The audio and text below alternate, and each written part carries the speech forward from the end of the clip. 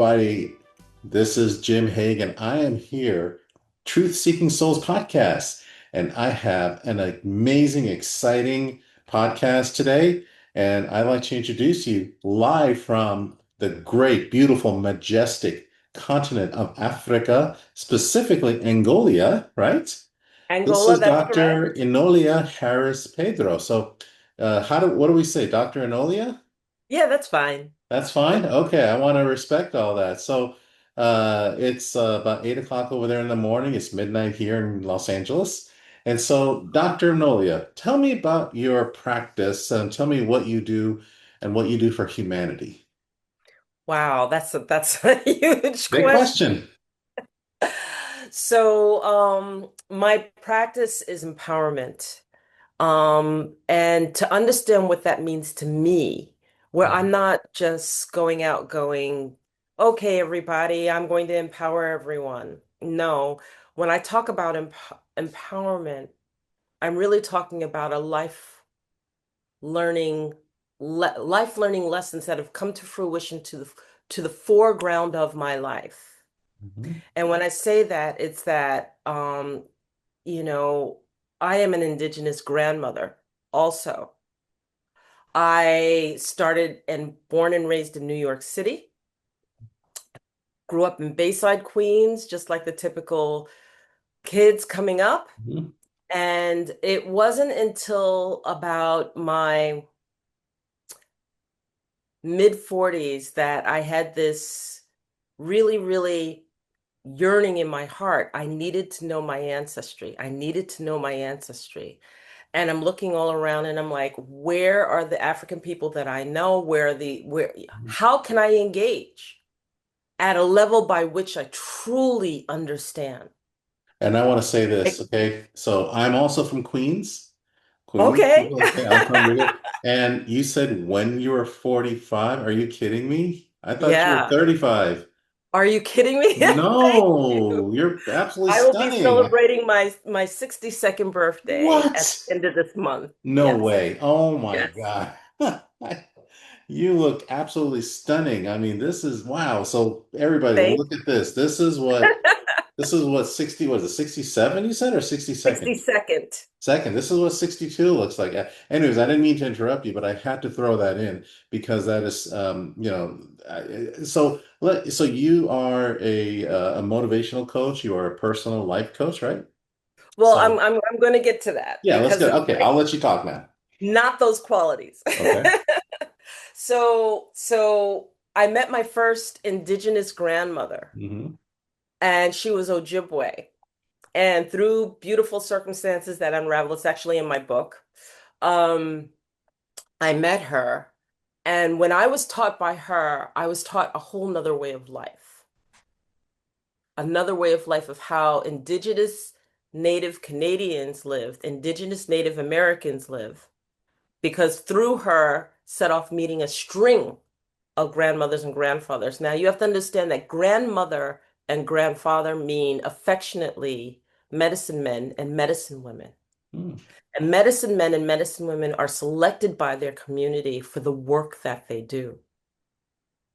And in that work, they are guides, they are leaders, they are the elders, they are the respected elders of their community who are sought out for prayer, for any of the situations that are taking place in their community. Hmm. And so go 10 years full circle, and I ended up being inducted as a grandmother from the very grandmother that I started with. Beautiful. And so when I say that I work with inspiration, empowerment, leadership, I work with people, mentor people, or coach people. I'm not coming from the standard perspective of the life coach, No, you're the way things that the deeper. titles. Yeah. You're way deeper. Yeah. Mhm. So that's what I wanted to share when I talk about Mm. empowerment and inspiration and working with people, except that as my grandmother Isabel would say to me, because she was like, okay, well then who's your community? And I'm like, well, grandmother, my community is the world. So, do you want to talk about the people in Nepal that I worked with, or India that I worked with, or in Africa that I worked with? Or do you want to talk about the people in Europe that I worked with, or Australia, or New Zealand, Hmm. or US? And so some of us cast our nets and we take care of our family and our loved ones, and others cast their nets and they take care of their community. But then there are a handful of us when we cast our nets, and the world is our community, the whole world. So how So can I someone really find that grandmother, that grandfather? Because this is really, it sounds like it's so critically important for the way the world is running right now that we have to have that somebody that really digs deep. so it's interesting that you say that, and I'll tell you, yeah, we need to dig deep, but we need to also come out of our routine and our norm, because I Hmm. visited the 13 Indigenous Grandmothers Conference. And what I found when I visited that conference was that there was this community of medicine men, medicine women, shaman, etc., that I never knew existed or had access to. Hmm. And when I'm looking all around me, they're dressed in their traditional clothing. They are striking and they are open and kind-hearted. And I had the opportunity, I was afforded the opportunity to engage with all kinds of people and meet all kinds of people that weekend. Wow. And that's how I did it. That's how I met. I prayed to God, God, please give me a teacher. Because I lost my parents very early. My parents had me very late in life. My mother had me at 48 years old. Wow. So by the time I was in my 20s, I had lost my father. By the time I was 30, I had lost my mother. Mm. So where were my teachers? Where were the people that could hold my hand or answer the questions that I always wanted to know? Now that I'm of age and I was older and I wanted to learn more and I wanted to know what my traditions were, you know? And being in America and knowing what the African experiences in America. I wanted to know, and I couldn't go back past maybe two generations Mm. because records were lost. So as soon as my family hit America, I could trace back to the person who was a generation before getting off the slave ship. But Okay. I couldn't track what area, what slave ship. I couldn't track any of that. And then I knew that I did a DNA test. I knew that it was a percentage of native Cherokee. And I was like, okay, creator, I can't find a person of African descent that would teach me mine. So let me find a native of native descent. Enters grandmother Isabel from the Ojibwe. So you're related to her. I'm not related to her. So it's not grandmother in the terms of maternal, it's grandmother in terms of her title as a medicine woman. Okay, got it. Okay. But she was willing to teach me, and I went through the protocol of formally asking her to teach me. And I am so envious of that because I myself am looking for that. I have been my whole life for looking for that somebody who would, I don't need a coach. I Right. need someone like that grandmother, that grandfather that kind of like holds me and cradles me, and tells me that How to look at we're, the world in a different yes. way, how to live your life in balance in that way. Mhm. What was compassionate leadership? How do we approach things such that we're in balance with the world as we do it? What is your purpose? Why are you here? Hmm. Right? We all have those questions. Yeah. And we all come to a precipice in our life where those deem appropriate to want to have that exchange with. Well, you met one, you met me. You I did. know? I did. But look how by way that you and I were able to connect. Right. Right. And I must say that I wasn't very comfortable with my father. Okay, I had it was not an easy relationship. Okay, I mean he was He was kind of a hard man, and my mother, of course, she's still alive, but she was. I just didn't felt. I guess I wasn't loved the right way, and so I just kind of went through life, kind of trying to fine tune myself based on what others see, not what I have inside here. That indigenous part of me that wants to, in other words, I guess we're all, especially, and I can't talk about everybody, I'm talking about me, that Right. self discovery of who I really am. Who am I? And I sense that that's exactly what you do to your clients. And that's exactly Hmm. how I work and where I work, because I would invite you to even close your eyes right now. Close your eyes for a moment. And I invite you to look at all of the layers that you play, the roles that you play, right? So put it on like a hat, like the hat that you're wearing. I'm Hmm. somebody's father, I'm somebody's brother, I'm somebody's uncle, I'm somebody's, and just layer all of the hats on. Do you have them? Keeping your eyes closed. Hmm. Now take them all off. I'm nobody's anything. Hmm. Nobody's anything. Wow. Who are you?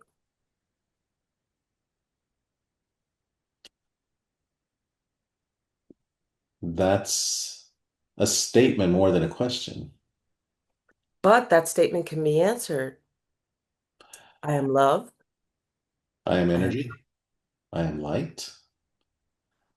I am my truth. Mhm. I am this energy being that fills the container called Jim. I am a creator. I am a tool for the higher power. I am this. So all of the things that we just stripped away were this Mhm. was the human condition, correct? Mhm. So the key here is, who am I? I am the energy being that is connected to source, that is the higher power Mhm. that fills this container, this physical container, and I shine through the container. The container does not define me. I define this container. And as a radiant being of light filling this container, what's your purpose? Your purpose is to hold that light at all times. Mm. Wow. Your purpose walking this earth is to stay and be the radiant being of light, such that you emanate through the roles of the human condition. The human condition does not define you. Okay. Because my whole life, that's exactly what I thought I should be doing, is Exactly. defining myself based on the human condition. Exactly. Mm. So, as this radiant being holding their light, imagine if each one of us, as a radiant being, just held our own light. What would Mhm. this look like? If we focused on being the best version of who we are within at all times, then what would interactions look like? What would relationships look like? Who defines what a mother, father, brother, sister, uncle really is? You define it as the radiant being that you are, not the human condition terms and rules that are defined. Mhm. I see. And so, how does one protect themselves? Because the world we live in, okay, you lived in New York, you know, the craziness of Oh, yes. the physical world, okay? But when I look at, like, say, a Native American, and they don't like to be called Native Americans, by the way, they like, I was told, call them natives. That's it. And I respect that.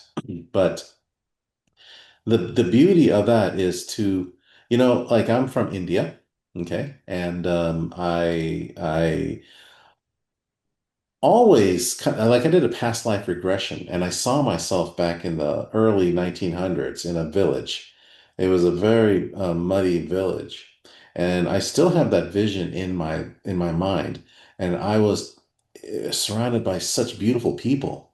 And they didn't have much. They had huts for homes. And inside that huts, it was just a single room and basically I guess a sleeping bag to where you slept. And we had to, you know, we had to grow our own food and hunt our own food. and the Mhm. water was not going through any filtration process. But you know what? We loved each other.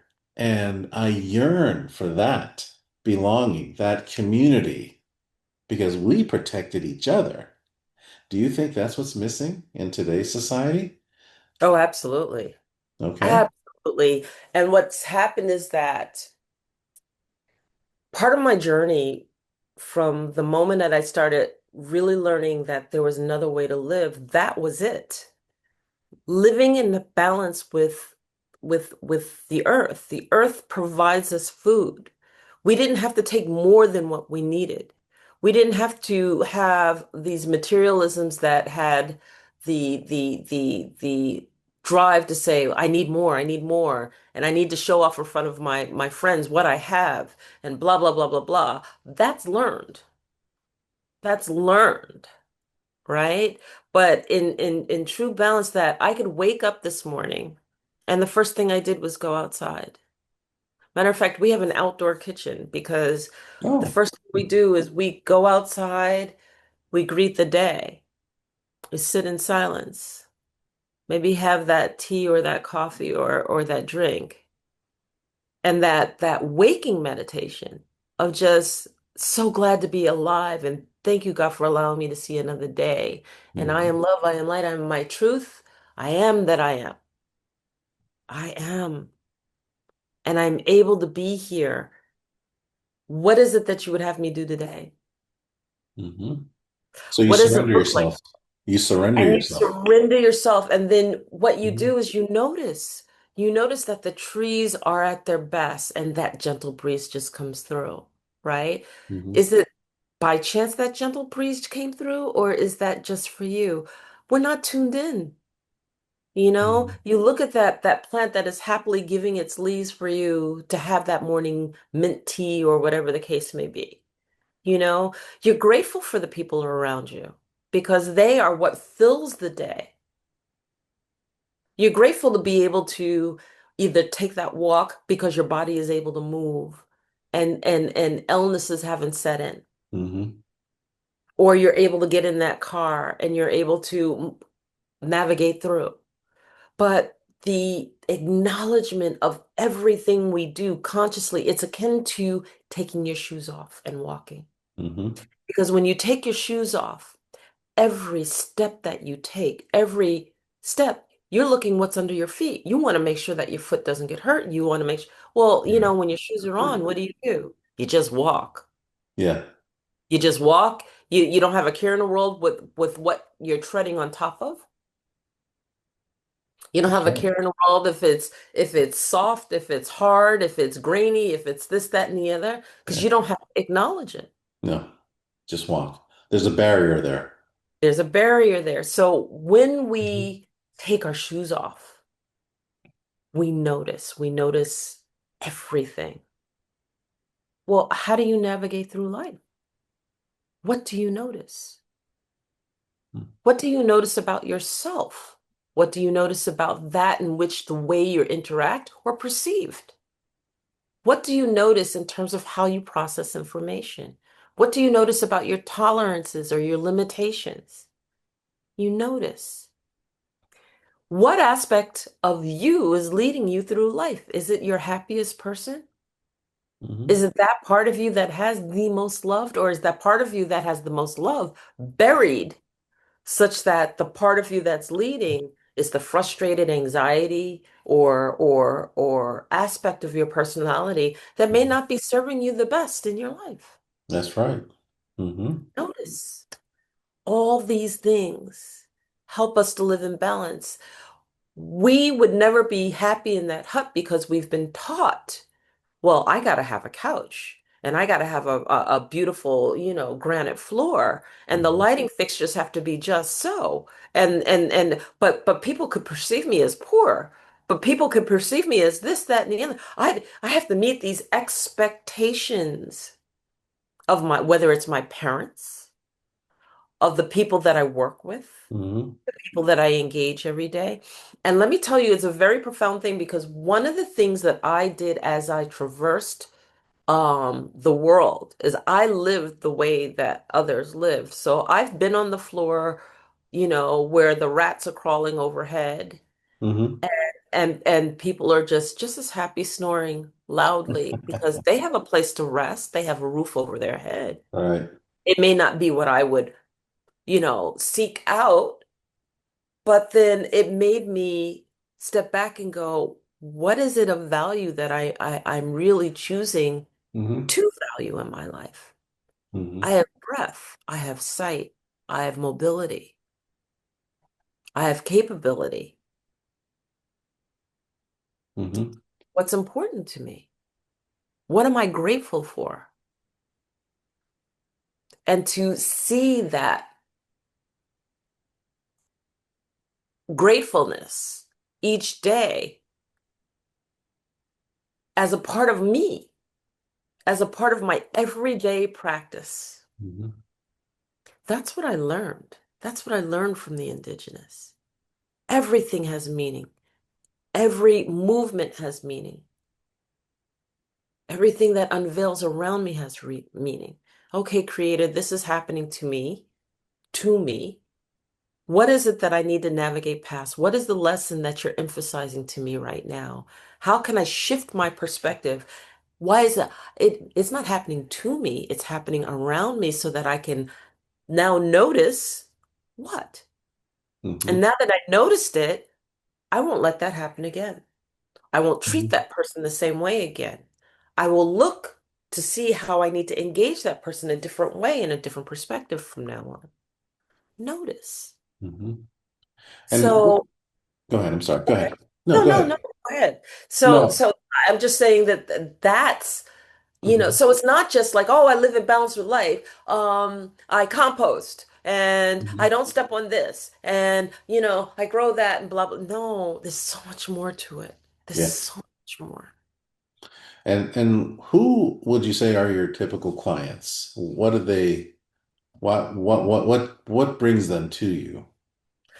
I get people who want to change their life. They're not happy with where their life is heading, and they Hmm. don't know where to begin to shift their life. It's not a matter of us changing ourselves. Hmm. You are who you are. Creator brought you here. It's not a matter of I'm going to change you, Jim. Hmm. I'm going to share with you that every answer that you seek is within you, not external to you. And we've gotten so used to looking for validation external to us, we've forgotten how to navigate within. So I'm going to share and teach with you how to navigate within your own being, how to notice the type of decisions that you make. How do you know what kind of decisions to make? Do you pause at the fork in the road of a decision? No, I don't. There you go, right off the Hmm. bat. Hmm. Notice the concept of that. I let something else decide, my GPS. That decides where I should go. And I Is just that listen. external to you, right? Yeah. Trust exercises. How Hmm. do you trust yourself? How do you trust your intuition? Do you even notice your intuition? I don't even notice it. When you go to that fork in the road, do you always go right? Always go right? Always go right? Have you ever been in the car, driven, and then you end up at work and you're like, oh, what the heck? I'm so used to going to work. Phew, I'm Yeah. already there, or I'm so used to doing X that I'm in autopilot. Hmm. Right? Versus you get in the car, you pause, you Hmm. take pause. Hmm, I need to get to X location. Hmm. I have the choice of going this the way I always go, or this going right where I always go, or going left where I don't usually go. Well, if you want shift in your life, then you make a different decision. If you want to expand or explore, you don't have to change, just make a different decision. You make a different decision, you get a different outcome. You get a different outcome. Ah, Get now I'm dealing different, with new circumstances. get different reality. You get a different reality. Hmm. So it's all No, based on the decisions we make and the awareness. So let's go to the business side of you. So you have a book. I have a book. I have four books. Four books. Okay. So, and I have, they can get them at the website, enolia.com. yes, you can get them at enolia.live or on Amazon. Dot I live. Yeah. How I found my sovereign voice from my grandmother elder, and I tell you Mhm. about my story and how I put my foot in my Mhm. mouth because I was a corporate woman. Okay. I was the antithesis. I designed computer networks for a Fortune 500 company. Oh, I was there. I wow. was doing a whole ladder climbing. My degrees in mathematics for bachelor's. My master's is in business. I have two honorary doctorates, which is why you're saying Dr. Enolia. Mhm. One is in humanities and one is in international peace. I mean, I've gone the gamut of our normal way, and then I Mhm. had this whole flip of learning how to live a different way, learning how to conduct my life in another manner, learning from all these elders who believed and saw something in me that I couldn't even see in myself. And why did you feel you have to make that change? Why did you feel you had to make that shift? So it's interesting that you said, why did I feel I have to make that shift? When what it is that many of us always wanted to make the shift, but we Mhm. don't honor it. We mute that voice in our heart. What Okay, I I'll did accept is I that. stopped muting that voice in my heart because Hmm. your heart always goes beyond the boundary of where your mind is. Your mind likes to keep you in this bubble. Yeah. And it says, I'm comfortable in my bubble. I don't want to go anywhere outside of my bubble, right? I know it. I know it well. I know what to expect and I know how to cope within it. But your heart goes, oh, but I'd like to just try this. But that's out of our comfort zone. Hmm. But I really want to just check it out. So then you try it. And some of us are brave enough and we don't allow fear to define that boundary and we go beyond that boundary. And Hmm. others of us, we stay within that bubble and we won't allow ourselves to grow or expand. The heart will always make you grow to a place that you are not familiar with. But it's such a different reality that you're living because you went from the corporate world. You're enormously educated. I mean, I don't know too many people with two doctors. I mean, they may be honorary, but still, two doctorates. And then you have a master's degree. I have a master's in biotechnology, and I don't have a PhD. I wish I did, but you know, I think I would much rather have what you're teaching, the self-awareness, because I still have fears. I still have judgments. I still, it's just bombarding. It's coming from all waves, all social media. I'm a high school teacher now. Mhm. Okay. Oh my God, I hear it all the time, just, and I think you're going to be busy because there is a whole generation, billions of people who are so entrenched in this thing right here, this little device right here, and that they are just the reality of who they are, the depthness that you're drawing out from people. Yeah, I'm fearful for them.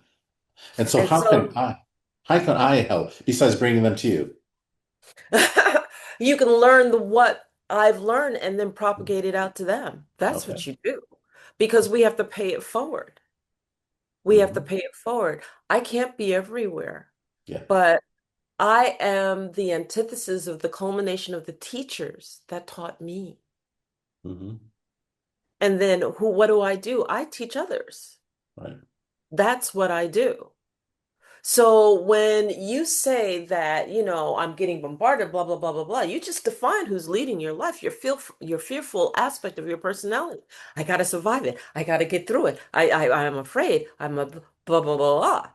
But that part of you was not forward and present in your most confident moment that happened in your life. Hmm. And you need to get back to that because what you've done is you've buried that part of you. And in burying that part of you, you got to reach down deep, bring out that confident man, that young man that possibly won something or achieved something so high and was feeling soaring.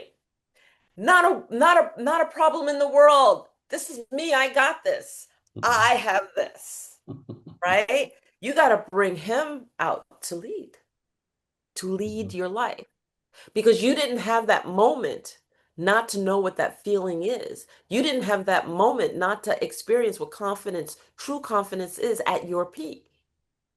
And in the times of darkness, you have to be that light, Hmm. that confident person that beams it out. And how would that confident person lead you? He would turn it off. He was like, okay, you know what? Fear factor too much, a bit too much. We're going to turn that off. We're going to turn this off. We each have a purpose and a role in it. That's why we come up with diverse, different backgrounds. So your front line is not to listen to all of this stuff, but to train young minds to have the courageousness that is instilled within you. Hmm. And how do you train those young minds? Well, the first thing we do is we look inward and we deal with ourselves, because when we deal with ourselves, all we're going to do is exude that which we are. So it is imperative that you bring out your courageous man and you learn how to deal with it, so that when that young, fresh mind comes to you and goes, I don't know what to do, I don't know how to do it, and whatnot, you to stop looking outside of yourself. Come inside of yourself. And when you're inside, find that courageous part of yourself. There's been a time or a moment that you experienced something so courageous. And if they can't find a moment when they're courageous, they weren't born with this human condition. Bring them back to what they actually are. They are love, they are light, they are truth. You were brought here. Everything was learned. Yeah, and we're all energy source. They were all energy source. And Yeah. we came here Hmm. with no trepidation about how we have to navigate through life.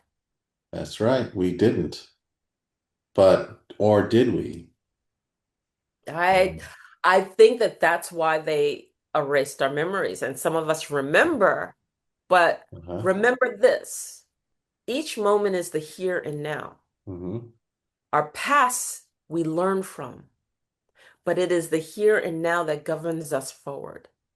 Hmm. Our past should not be governing us forward, because if our past was governing us forward, then we repeat the same mistakes that we made in the past. That's not Right. what we want to do. We get informed by our past. That's why it's now in the past. Hmm. Yeah, And I we take really believe here and that our now. we came from a light, from a source, and because there's so many of these layers, these hats that you had me before, that we blind ourselves to that, and And that we we get fail to see, and we push away what we're supposed to do. right. And I think that's the key to it is embrace who you really are. Are. So when you ask me, who are you? It was more, to me, it was not a question, it was a statement. And that was pretty big. That's really big. So this has been fantastic. This has been, I'd love to have you back on again. And this time, what I would like to do is bring somebody That's with me so you can talk to that person okay. and, just kind of, and have an actual, kind of like a 30-minute just kind of talk and see what it's all about. I'll try to find that. But we are out of time, and but I could talk to you all night long. I can talk to you forever. And this day over there in Angola, and I am so again, I knew for something because we have a common friend in David, and he's an amazing person, but he's an Yes, he amazing is. light. And so at any rate, Dr. Enolia, I want to thank you so much. And the website is enolia.live. That's Okay. correct. Okay. That's So check correct. out the books. We'll put a link on our website. And I have been And so amazed by this talk. So this has been Jim Haig on behalf of Dr. Enolia. This has been Truth Seeking Souls. Go to enolia.live, order her books, and find that source. Be that source. Doctor, thank you so much. thank you.